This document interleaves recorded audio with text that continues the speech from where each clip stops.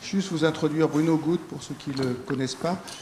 Bruno a été pendant très longtemps directeur du labo de biologie cellulaire de l'Institut Curie, pendant que j'étais directeur du labo de physique, et on a lié amitié à ce moment-là, et pas mal de la biologie que je sais est due à lui et à ses collègues à l'Institut Curie.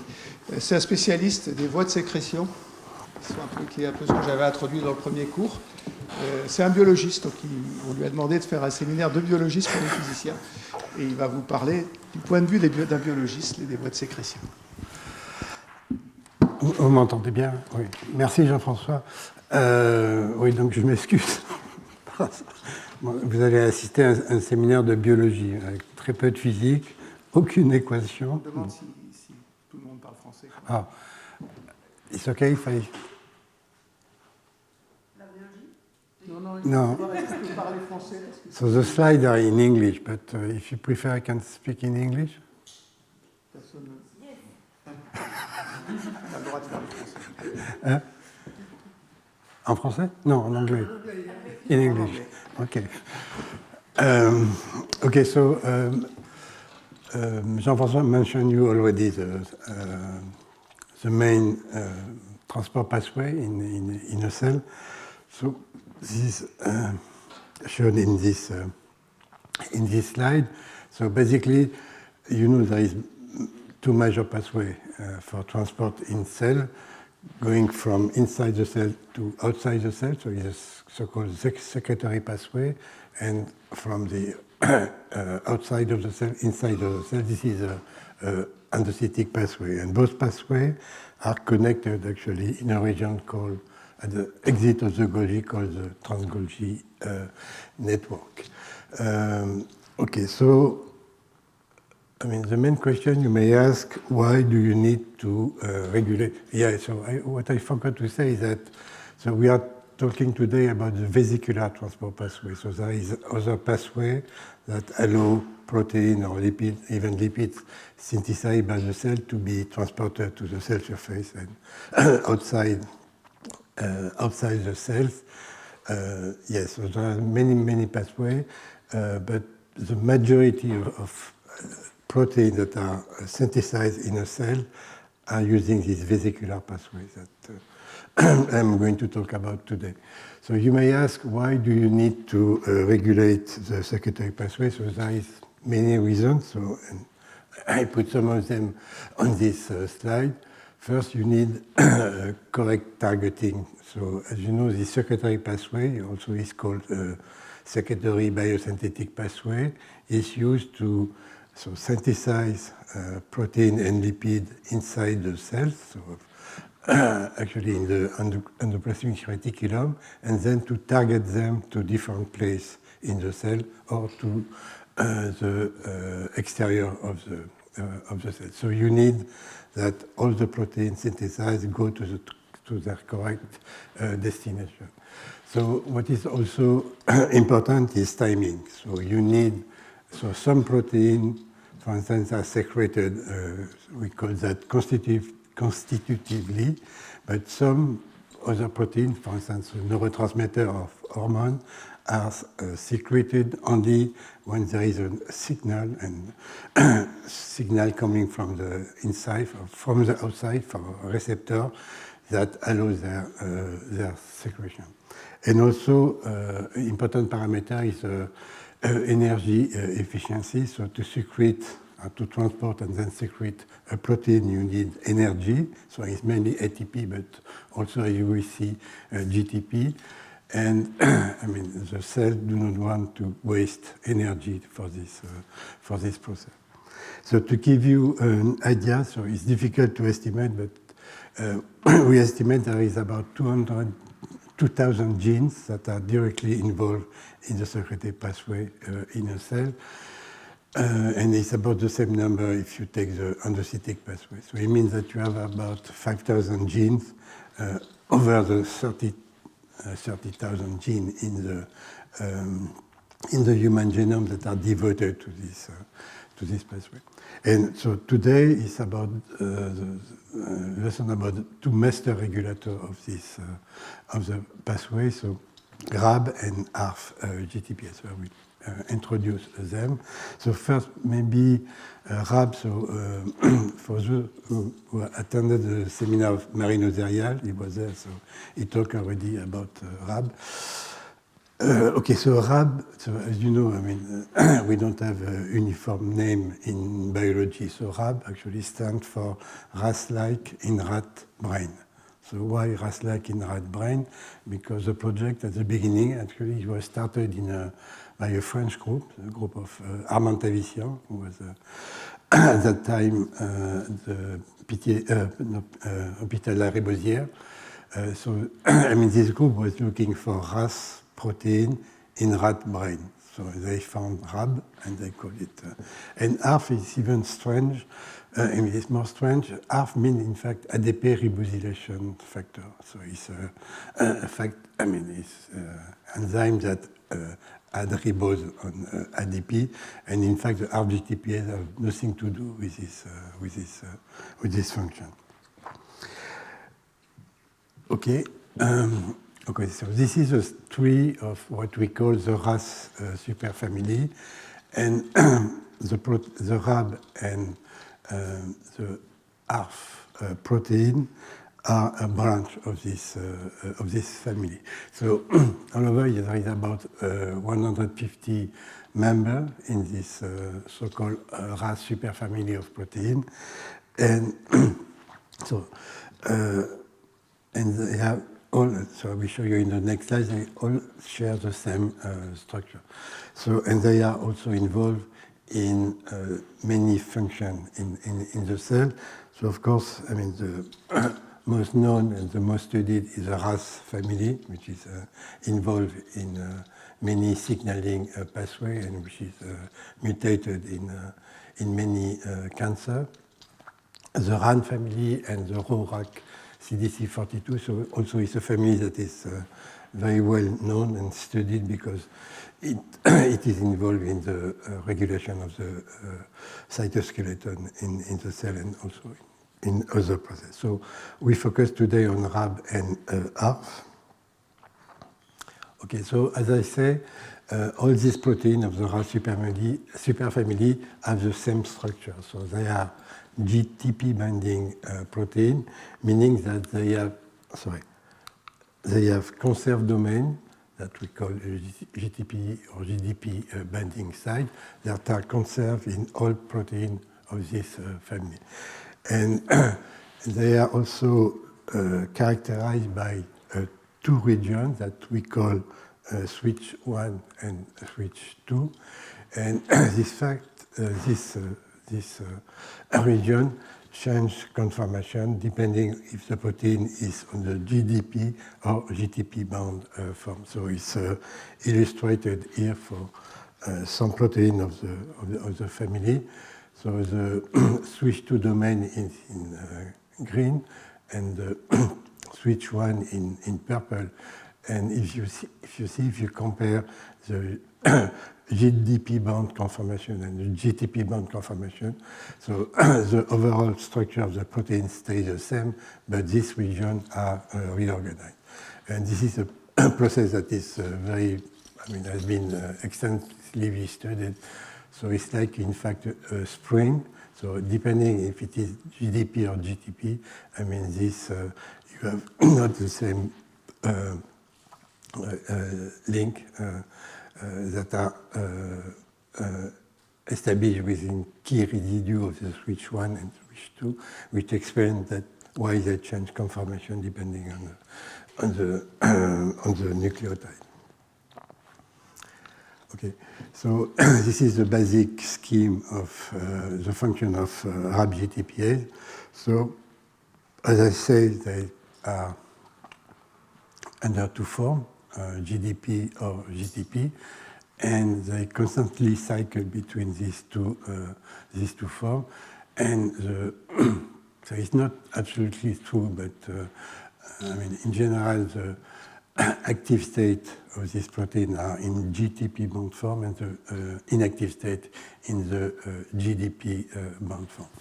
So this cycle, in fact, is regulated by a protein that we call GEF. GEF stands for guanine nucleotide exchange factor, and GAP for GTPase activating protein. So GEF, because in fact the affinity for the GTP and GDP is very high, and there is no strong difference between the affinity for the two nucleotides, and in addition, you have 10 more GTP inside the cell than GDP. So you mean a protein that will catalyze this exchange between GTP and GDP. And GAP, why? Because in fact this protein, they have also a slow or very slow GTPase activity, GTPase activity. So it means that they can hydrolyze GTP into GDP to come back to the inactive state, but this process is very low. So you need also a family of protein called GAP, GTPase activating protein, to accelerate and catalyze this process.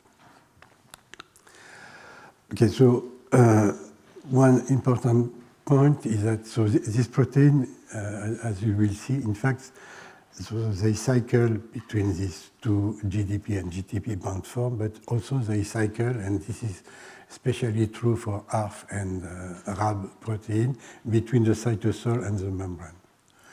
Okay, so, and in fact, the two cycles are superimposed. So what you need to, so this protein in soluble form, as I say, are in the cytosol, and you need to anchor them into the lipid bilayer. And this is done by the addition at the C-terminus or N-terminus of the protein of lipid moiety. So, I mean, this process is very well known. So in the case of RAS or RAB protein, is prenyl group, so either farnesyl or geranyl group. And in the case of RAB protein, is geranyl group. It's a group of 20 carbon. And in the case I will show you of ARF protein, it's a myristic acid that is added to anchor this protein into the membrane. So this is the difference between the RAB and ARF protein. Okay, so this is the first step of the RAB. So now the next slide are on RAB GTPase, and at the end I will go on ARF GTPase. So this is the first step of the cycle. So the half-life of this protein is very long. So the half-life is about 50% in 24 hours, but so you need to synthesize them from time to time. And this slide shows you the process that is used to synthesize new RAB GTPase. So this, I mean, will not go into detail, but this is a process that is now very well known. So in brief, the RAB protein interacts with a protein called REP. It's a RAS called protein, and this complex interacts with an enzyme that is called RAB geranyl transferase that will add this geranyl group to the RAB GTPase, and then this allows the insertion of the RAB into the membrane. So this process is very well known because it's, I mean, we know that mutation in particular in the RAB GTPase are linked to several diseases, and in particular to choroidemia for this. And there is now some clinical trials that try to target this GTPase to try to to find new therapeutic for this disease. Okay, so then so the protein is, as I said, geranyl related. So then the protein can enter this cycle. So as I show you, so the protein in its GDP-bound form interacts with the membrane after acting with GEF, guanine exchange protein, and then then in the membrane, so in the active state, it interacts with an effector, and once this interaction has been performed, so GTP hydrolysis occurs, and the protein then is going back to the cytosol. And in fact, this cycle, so as I told you, so is accompanied by GEF and GAP protein, but also by a protein called GDI, so it's a chaperone. And this GDI has two main functions. One is so this is a targeting, the association of the RAB with the membrane. So just consider this. So it's a process that is not very absolutely well known for the moment. I tell you why, but probably the current model is in the model 2 or model 3. There is a slight difference between the two models. So there is a complex between RAB in a GDP-bound form with RAB GDI, and the GEF is supposed to be present on the membrane. And then it is this interaction that allow the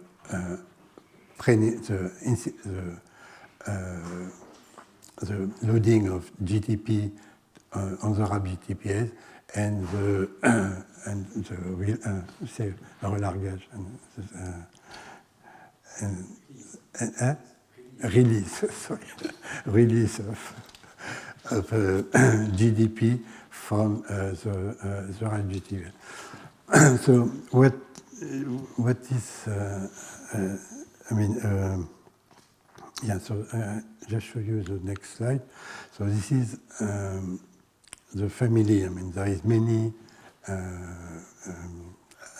GEF, guanine nucleotide exchange proteins. So we will not go into the function of all of them. So there is some redundancy. So some GEF can act on different GTPase, and there is probably other GEF to be discovered. But why it is important, because I will show you after. So RAB are a marker of the so-called membrane identity. So each membrane in a cell have its own set of RAB GTPase. So, and of course, one of the main questions is that why, for instance, RAB X go to this membrane and RAB Y to another membrane. So we don't know exactly, and one possibility is that, in fact, the specificity of targeting, or specificity on targeting to membrane, rely on this GEF. So these GEF are present also on several membranes. But the problem is that we don't know exactly, at least for most of the RAB, what direct the targeting of a GEF to a specific membrane. So, okay. So, and then this is the end of the cycle. So the RAB in its GTP-bound form interact with a GAP, so a GTPase activating protein. So this leads to the GTP hydrolysis and then the release of RAB GDI from, the release of the GAP, and then RAB GDI can extract the RAB in GDP-bound form, and then the cycle start again. If you have any questions, please tell me for this. Yeah. Are the GEF proteins, yeah. or are they proteins to recognize specific lipids? Or Yeah, I mean, there is different way to bind. So they can interact with other proteins. Many of them interact with lipids. So, you know, I will show you a slide. So there is different, in particular, phosphoinositide. So so it can be a way to address this gap to specific moment. I was maybe but the lipidation of this RAB does not depend on the compartment on which it's supposed to be. No. I mean, all the proteins are geranylated, all of them. So, I mean, the point is that some, and I'm not sure that we know exactly why, some have two geranyl groups. So it's non-cysteine and the C-terminus, and some RAB have one geranyl. So when you have two geranyls, it means that they can probably be less dissociated from the membrane because you have these two lipids. But I mean, why some RAB need to dissociate more? I mean, it's not known. Okay, and so it's the same. So I will not go into detail, but the GAP family are proteins that are able to catalyze the hydrolysis of GTP. So it's a huge family, and also there is a lot of redundancy and so. And what I should. not on membranes, are they in the cytosol? On the GAP are cytosolic proteins. cytosol, okay. Yeah, so then they recognize. And actually, most of the RAB, for most of the RAB, we don't know the specific gap that are active. Okay, so what I mean, so as you know, I mean, one of the major specificity of the RAB that they are associated with all the compartments in the cell. And so we know, I mean, all of them have been now identified, and there is about 70 RAB GTPase in human, and about half of them are associated with the secretory pathway for this. Okay. Okay, so I show this slide because it's. I will when I talk about the functions, I will tell you more about. So is a RAB repertoire in different eukaryotes, and what I want to show you is that in fungi, that I mean, meaning Saccharomyces cerevisiae or Saccharomyces pombe, that has been extensively used to study this the secretory pathway and the RAB GTPase, there is 7 RAB. So in fact, if you look during evolution, so you see that so it's in pombe there are 7. In Cerevisiae, 11 RAB, and if you look, for instance, in Homo sapiens, now, as I told you, it's over 60 proteins. So this reflects, in fact, the complexity of the secretory pathway and the endocytic pathways that occur during evolution, and from unicellular to multicellular organism. And the protein, so in this, the RAB GTPase are called YPT. So YPT means yeast proximal tubulin, because the first YPT gene, which is in mammal is called RAB1, has been found between the two tubulin genes in Saccharomyces cerevisiae. So the proteins are called YPT1, which is RAB1, SEC4, so it's close to a protein called RAB8, YPT6, and so on. So these are considered, so the Marinozerial told you last about RAB5 or YPT5, which is one of the RAB that is the most studied in research. Okay, so yeah, so I show you, and because I will talk about that. So this is the yeast, the secretory pathway in yeast, which is of course much more simple than in higher eukaryote. And there is, in fact, to control, I will come back in a minute, to control the secretory pathway and to regulate the secretory pathway in yeast, you need 3 RABs, or 3 YPT or SEC4 protein. So one YPT1 which is involved in the early steps, so between the ER and the Golgi, then a protein which is important for transport within the Golgi and after the Golgi, and one which is important is called SEC4 for the last step of secretion in yeast.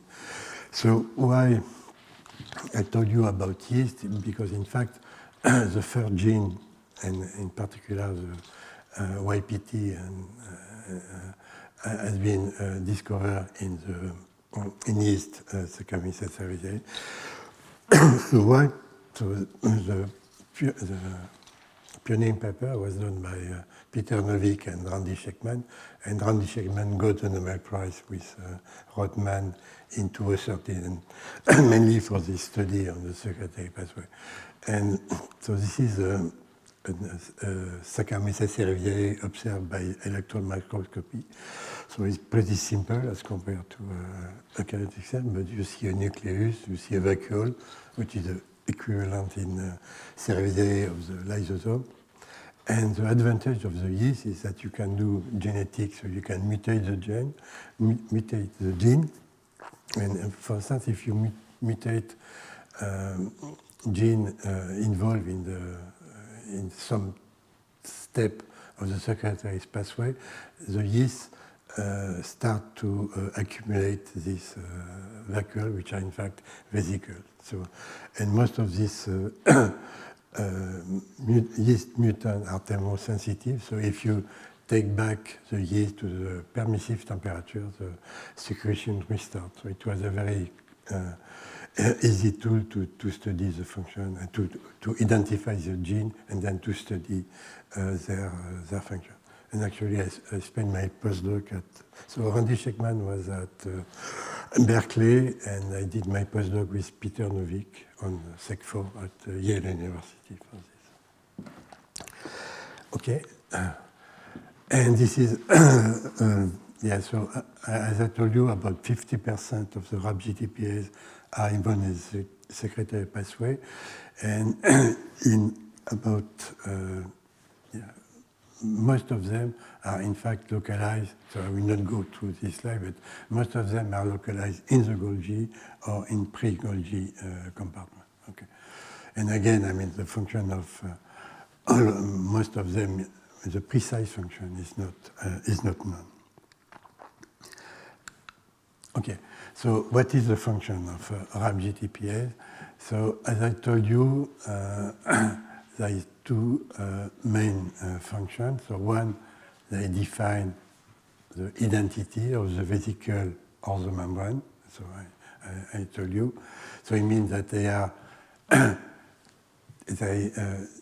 why they define the identity? Because they are, I told you, targeted to specific membranes. So RAB1 is going to pre-Golgi membrane, RAB5 is going to endosome. Okay, and then they, I will show you, I will illustrate, they are involved in lipid remodeling. As you know that the composition of protein, of course, but also of lipids are very important for defining the intracellular membrane. And one of the functions of RAB-GTPase is to participate in this lipid remodeling in the cell. And the second function, of course, is to recruit so-called effectors, so in a GTP-bound conformation. And these effector proteins are involved, the main function are moving of the vesicle along the cytoskeleton tract, so I will illustrate that, and to tether or dock the vesicle to the correct membrane. Okay, so for example, a vesicle that the start bud from the ER need to be addressed to the Golgi, to the pre-Golgi compartment. And, and RAB-GTPase are involved in this process.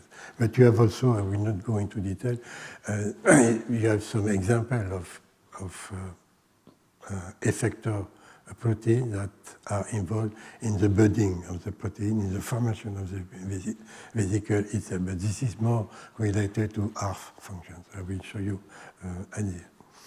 So, and then so we can classify RAB effector in four groups. I will talk about three of them. So one is the tether, so the protein that allows the tethering of the vesicle to the target membrane, molecular motor, of course, kinesin, myosin, and inein-dynactin complex, snare regulator, because as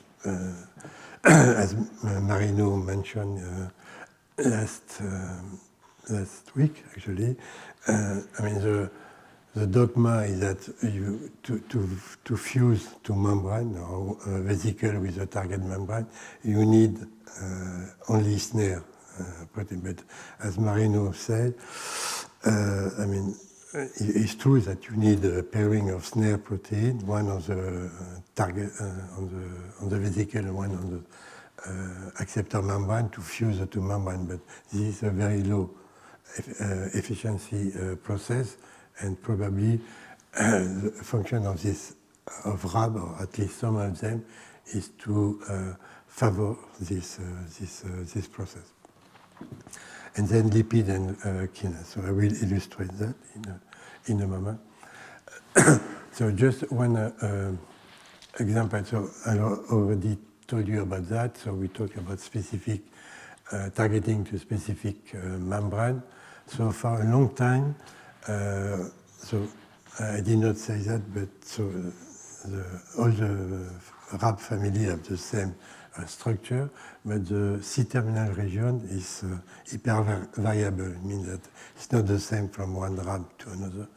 And for many years, we saw that this hypervariable region, that makes sense, was involved in the specific targeting to specific membrane, but it's not as simple. So they are probably involved, but they are not enough to explain the targeting, and the same maybe GEF are involved.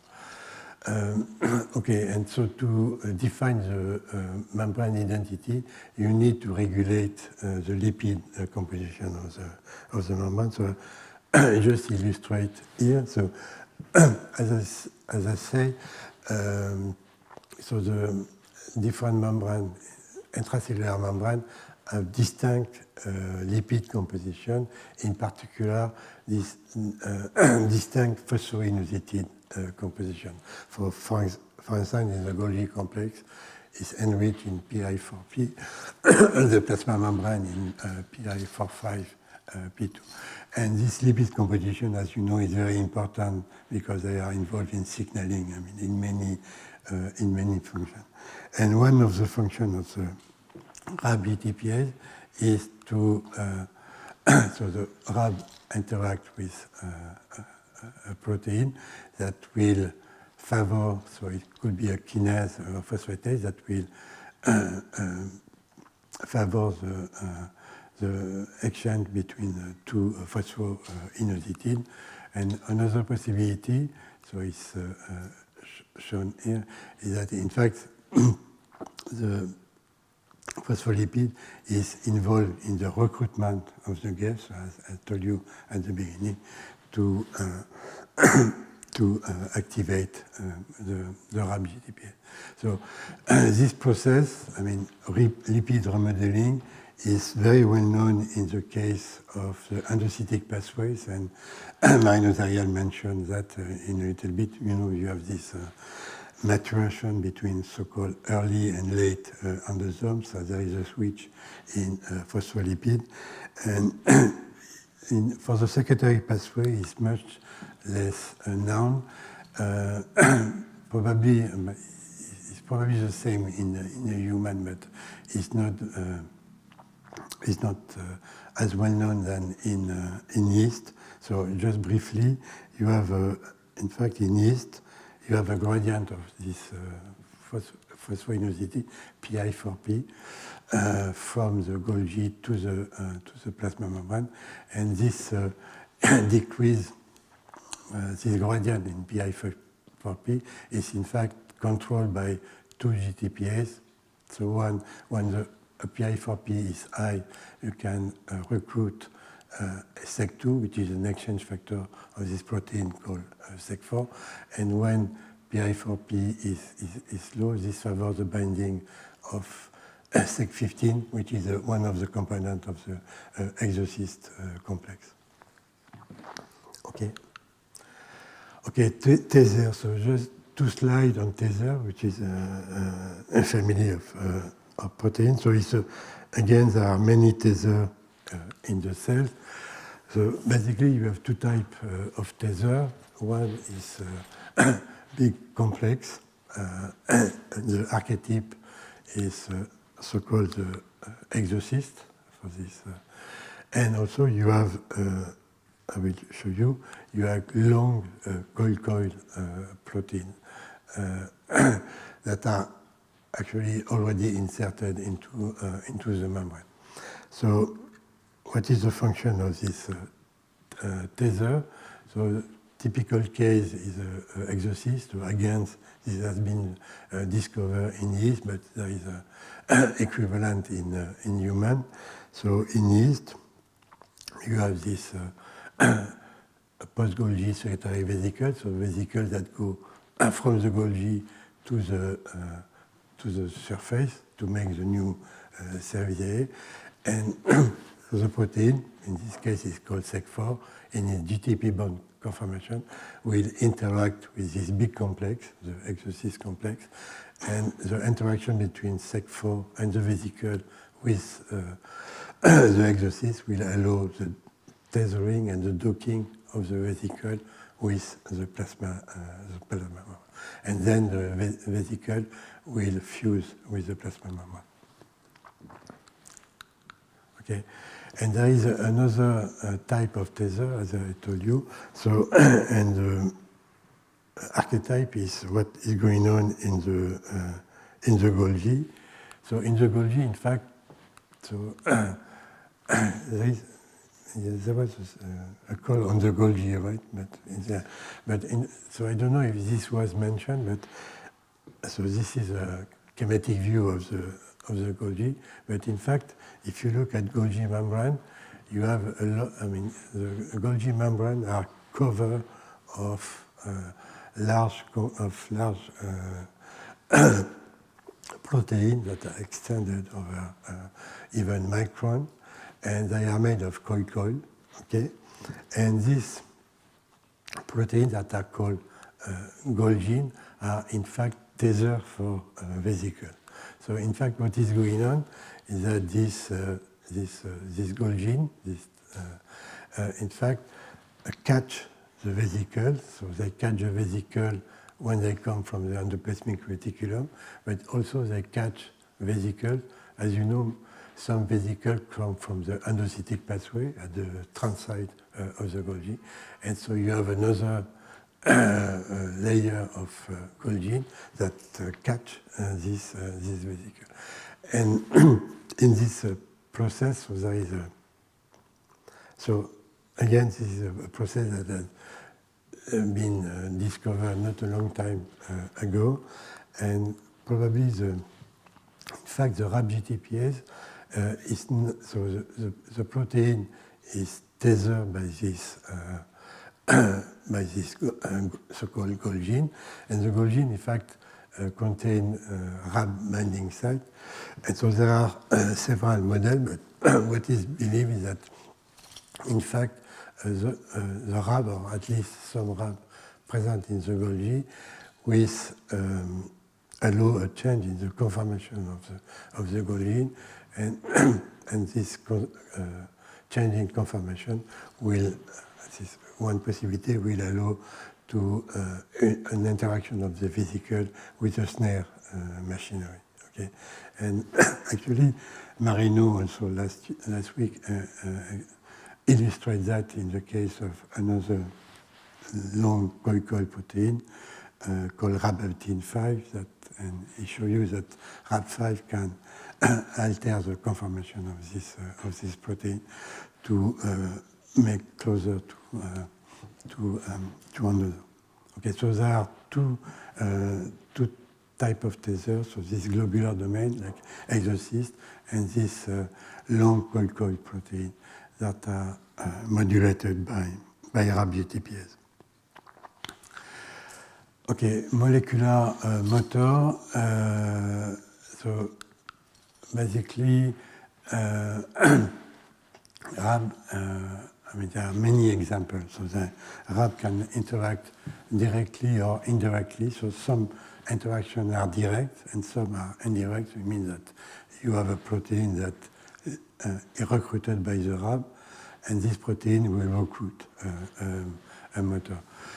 So there are many examples. So I just show you one of them that has been very well studied because, again, it's associated with the pathology. So it's what happened in the skin, so in the melanocyte. So as you know, melanocytes are the cells that make the pigment in the skin, and pigment are made in the melanosome, and the melanosome are in fact synthesized by the melanocyte, are transferred to the keratinocyte. Okay, and so this process is now well known. So in fact, the melanosomes are present in the center of the cells, and they are transferred to the cell periphery with a kinesin motor, because the plus end of macrotubule is on this side. And so, and at the periphery, in fact, RAB-GTPase, so in this case it's RAB27, will recruit a protein called melanophilin, and this protein will recruit a myosin motor, myosin 5, that will allow the anchor of the melanocyte, of the melanosome, to the actin cytoskeleton. Okay, and there are several mutations that either in RAB25 or 27, in melanophilin or even in myosin A, that explain some pigmentary defect for this. Okay, so I have time or not? Oui. 5 à 10 minutes encore. Okay, so just illustrate an example. So this is done, has been done in my lab recently about the function of RAB-GTPase in the transport of vesicle. So this was done so in mouse. So it's a mouse model. So what we have done, so what we are studying now in my lab, so we generate conditional knockout mice to study the function of one of these proteins, RAB6, which is present in the Golgi, to see what is the physiological role of this protein. So to generate this mouse model, so we knock out RAB6. In fact, there is 3 isoforms of RAB6 in mouse.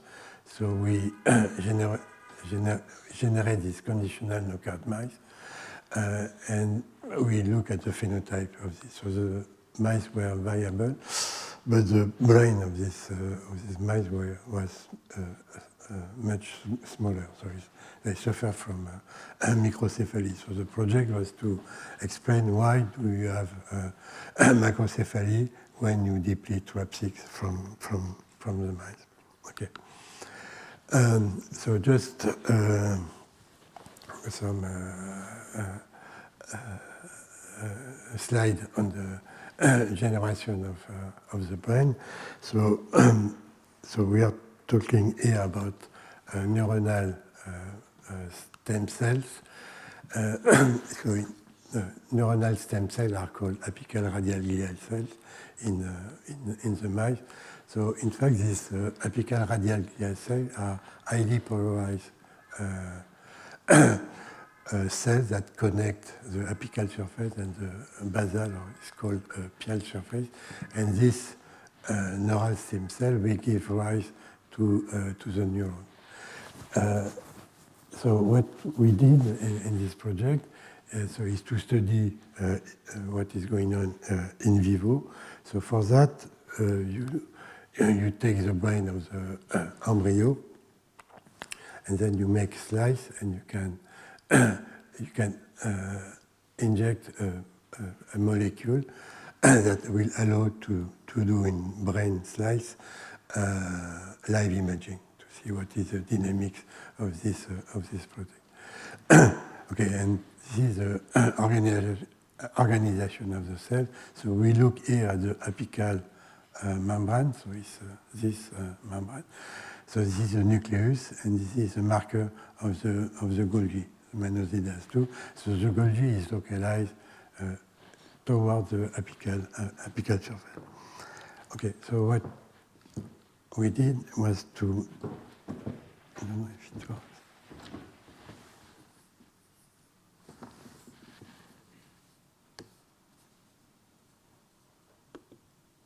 Yeah.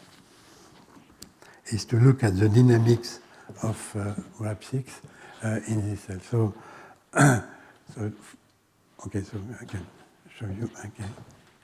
So basically what you see here, so this is the apical portion of the neuronal stem cell. So this is the nucleus, so this is the Golgi, and this is this vesicle that moves. So as Jean-François said, so if you look at the polarity of microtubule here, so the minus n of microtubule is at the apical surface, so it's inverted. So it means that if you want to move a vesicle from here, from the Golgi to the apical surface, you need a dynein motor.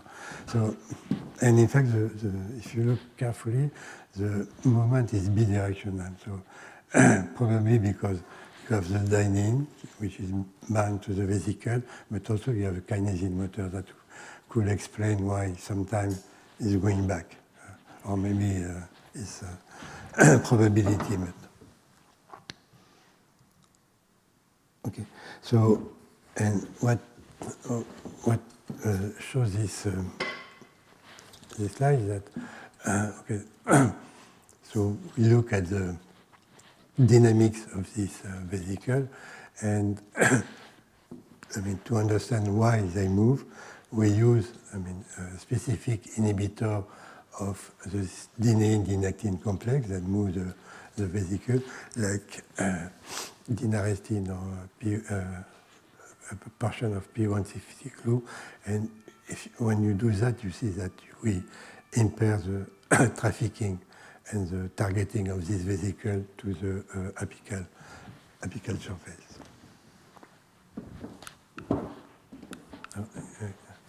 So then, I will go quickly. Then what we did is to monitor the transport of the protein in this region of the apical radial glial cell. So to do that, we use a marker. It's a protein called CRUMPS. And CRUMPS, in fact, is in a polarity protein. So the CRUMPS is one of the major problems that establish the polarity of the cell. And this protein is targeted to the apical surface of the cell.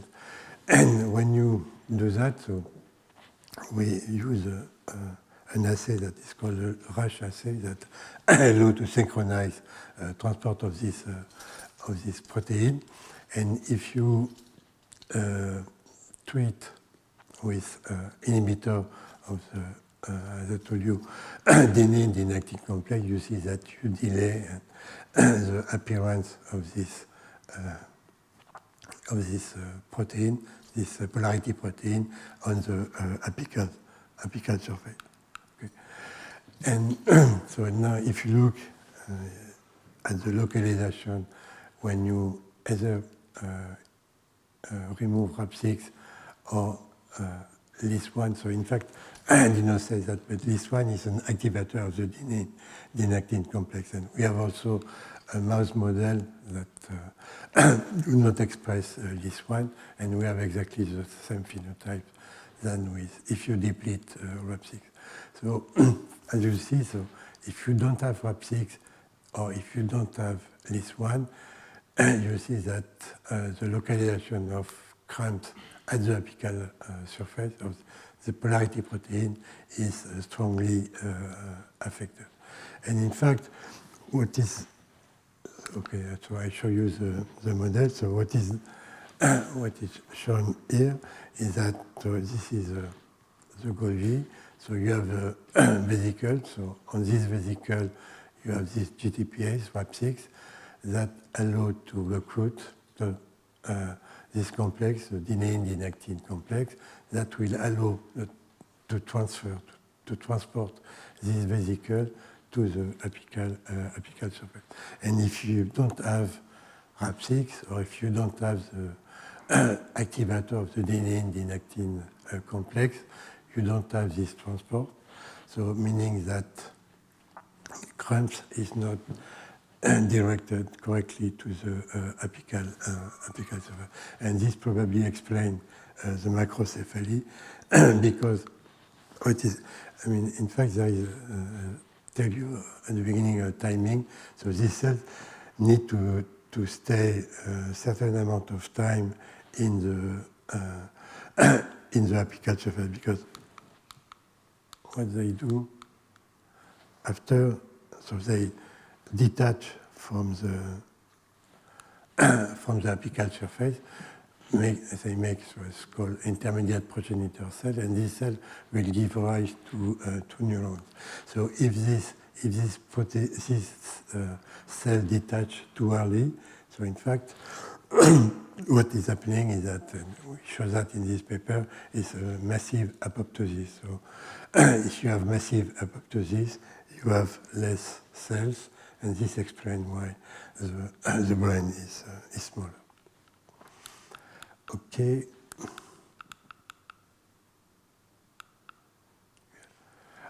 Okay, so maybe I don't have time. So half is very short, so if I can just finish. So just to finish on RAP-GTPase, another notion that is very important is what we call a RAB cascade. Okay, so what is happening is illustrated on this slide. So this is the model. So you have a RAB-A. In fact, the RAB-A will be activated, and then when it's activated, it will recruit the GEF of another RAB, GTPase of RAB-B, and again, this will allow to activate another RAB and downstream of the two other RABs. And in fact, you see what has been shown is that this RAB-B will recruit a GAP, GTPase activating protein, that will allow to inactivate the upstream RAB. So it's called a RAB cascade. So in fact, you have an activation and desactivation, and this probably can explain the vectoriality of the transport process. And again, in yeast, I mean, there is this RAB cascade that has been discovered that allow to couple the activity of YPT1, YPT31, which is RAB11, and SEC4 during the yeast secretory pathway. There is also a cascade, which is well known, between RAB5 and RAB7 in the endocytic pathway. In the Golgi or in the early in the secreted pathway in human or in higher eukaryote is much less known, but there is probably a cascade. Okay, so now just to conclude on ARF family, so they are less than RAB-GTPase. So there is 6 ARF in mammals, but there is also a protein that are called ARF-like. So they have function of some of them. I mean, so there is 22. There is probably a lot of redundancy, but basically we know almost nothing on the function of this ARF-like protein. So to come back to ARF, so there is 6 ARF, and most of them, except ARF6, are mainly localized in the secretory pathway. So as RAB, so there are molecular switch, so they cycle between cytosol membrane and GDP and GTP. But one of the major differences is the way they are inserted into membrane. So I show you that RAB-GTPase are geranyl-geranylated. ARF protein are myristoylated, and the myristic acid is localized at the N-terminus and not at the C-terminus of the protein. So this process has been well studied. In fact, there is a switch of the myristoyl acid that will, when the protein is in GTP bound form, to be allow the insertion into the membrane. Okay. Another major difference, so I just show you that. So again, so the same, the switch 1 and switch 2 region, so there is some difference, but it's more or less the same principle. But if you look carefully, and there is now a crystal structure that has been shown, so in fact, if you look at the way these proteins are inserted into the membrane, so in fact, RAB family are not close to the membrane, in contrast to RAB, to ARF-GTPase, which are localized very close to the membrane. And so this may explain one of the function, I mean the difference in function of these two proteins, family of proteins. Okay. Okay, so again, so there is EF and GAP to control the cycle between GDP and GTP. So there are many GAP, many gaps. Okay, so what about the function? Okay, so I told you about the function of RAB. So function of RAB, so I have a scheme to recapitulate the two. So the RAB-GTPase define the identity of the vesicle, right? And then to allow its targeting. In fact, what we believe is that RAB-GTPase define the what is called the donor membrane site. So basically, ARF proteins are involved in the early step of the formation of the vesicle. Okay, I will illustrate that. And accordingly, the main ARF effector are so-called coat proteins that allow to form transport vesicle, COP1, COP2, clathrin adapter, and lipid enzyme. Okay. I show you one of the best known functions of ARF. So in this case, is a protein called ARF1. So ARF1 is present in the pre-Golgi compartment, and so this has been extensively studied. So I show you the classical model. So the first step is the activation of ARF1 with an exchange factor. In this case, it's called GBF1. Then then ARF activated ARF-GTP will recruit component of the COP1 complex. The COP1 complex is a protein that is a complex of proteins that allow the formation of vesicles that will be involved in intra-Golgi or inter-Golgi transport. So in the classical model, so the coat and the vesicle is formed, and then when ARF1 is GTP bound on ARF1 is hydrolyzed, the coat will dissociate. Okay, so this is the classical model. Well, now there is, so I will not go into detail, but it's probably not true. It's what you will find in the textbook, but what is believed today is that it's not completely clear that this structure exists. So in fact, what we believe is that there is a partial assembly of this coat that will allow to concentrate the cargo and vesicle and inside the vesicle, but the coat start to deform already before the vesicle leaves. So, but this is, I mean, it's not. I mean, this does not. So whatever the reality is, I mean, the function of ARF remains. So ARF allows the recruitment of the COP on the plasma membrane. So, okay. Yeah, so I just showed you this because it's one of classical example. So it's a fungi.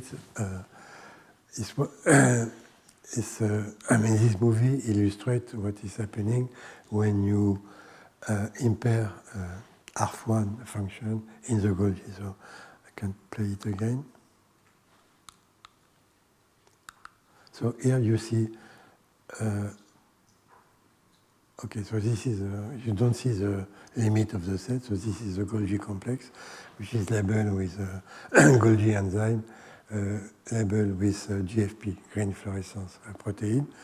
And this Brefeldin A, which has been extensively used in this kind of study, is a fungi, metabolite fungi, that will inhibit the interaction between ARF1 and this exchange factor. It's exchange factor GBA1. So ARF is inactive. When you do that, you see that, so it takes a minute, you see that the Golgi will disappear. You have this long tubule that are formed, and then the Golgi is gone. And this is in fact reversible. If you remove the drug from the culture medium, the Golgi will reform after a certain amount of time. So actually, we don't know. I mean, I am not sure we know exactly why this happened. Probably one of the functions of the coat, so in this case in the Golgi, is to protect them, to keep the structure of the Golgi or from the cis Golgi. And when you remove the coat, because ARF1 is not inactive, maybe this will favor the tubulation of the Golgi and its disappearance. Okay, so I will show you. So the same is to define the role of lipid. So this is my last slide, just as a summary of. So again, I mean, this is just. I mean, as I say, some RAB GTPase are also involved in budding. And some ARF are also involved in tethering, so it's not black and white, right? But I mean, this is the main scheme. So the primary role of ARF GTPase is to be involved in vesicle formation and membrane remodeling, and the RAB GTPase is to target and tether vesicle. So the main question for when we study ARF is that how does a vesicle form, bud, from the donor membrane, and where does the vesicle go for the RAB-GTPase, and so and so on. Okay, so about membrane identity. So as I say, RAB-GTPase defines the identity of the donor membrane, the membrane that will allow the from which the vesicle will originate, and the RAB-GTPase defines the target membrane, the site, the identity of the target membrane. So there is different in the membrane association. They are mainly active on the donor membrane and RAB on the target membrane, and then you have other difference. Okay, and so if you look in PubMed, I mean, you have thousands of papers on RAB and ARF. They are very well studied, I would say more and more, because they are associated with, I mean, as you can expect, with many diseases, and mainly with neurological disorder, cancer, I mean. And so this is also a very interesting field, is that many pathogens, is not one of them bacteria when they infect the cell, is to hijack the intracellular route of infected cells. And there is it's not here, but there is a very interesting example. It's a bacteria called Legionella that causes Legionellose, right? And one of the main effectors of Legionella is to secrete of a protein called DRRA. Anyway, so it's a protein produced by Legionella. And what this protein? So it's a very potent exchange factor of RAB1. Okay, so when Legionella infects the cell, so it completely destroys the function of RAB1 in the cell. Okay, so I will stop here. Thank you for it.